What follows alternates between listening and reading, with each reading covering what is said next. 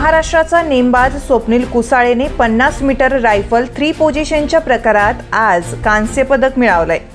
या स्पर्धेत स्वप्नीलने एकूण 451.4 गुण मिळवलेत। या स्पर्धेत चीन आणि युक्रेनच्या नेमबाजांनी पहिले 2 क्रमांक मिळवलेत।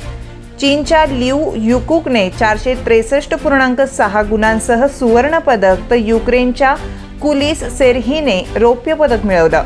नेमबाज स्वप्नील कुसाळे कोल्हापुरातील राधानगरी तालुक्यातला आहे। स्वप्नीलचा ऑलिम्पिक पर्यंतचा प्रवास खूपच भारी आहे। अभिनव बिंद्राला 2008च्या ऑलिम्पिकमध्ये खेळताना पाहण्यासाठी स्वप्नीलने 12वीच्या परीक्षेकडे कानाडोळा केला होता। 2009 मध्ये वयाच्या 14व्या वर्षी त्यांच्या वडिलांनी स्वप्नीलला महाराष्ट्र सरकारच्या क्रीडा प्रबोधिनीत दाखल केलं। तेथूनच त्याचा क्रीडा क्षेत्रातील प्रवास सुरू झाला। सुरुवातीच्या काळात त्यांनी नेमबाजीत आपलं कौशल्य विकसित करण्यासाठी पुण्याला जाण्यापूर्वी नाशिकमध्ये प्रशिक्षण घेतलं। आज थेट ऑलिम्पिकमध्ये कोल्हापूरच्या या पठ्ठ्यानं कांस्य पदक पटकावलंय।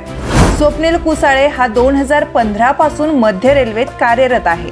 ज्याप्रमाणे MS धोनी त्याच्या आयुष्यात तिकीट कलेक्टर होता, त्याचप्रमाणे स्वप्नील देखील मध्य रेल्वेमध्ये तिकीट कलेक्टर म्हणून काम करतोय। भारताचा हा नेमबाज धोनीच्या व्यक्तिमत्वाने खूप प्रभावित आहे। स्वप्नील म्हणतो की त्याने MS धोनीचा बायोपिक अनेकदा पाहिलाय।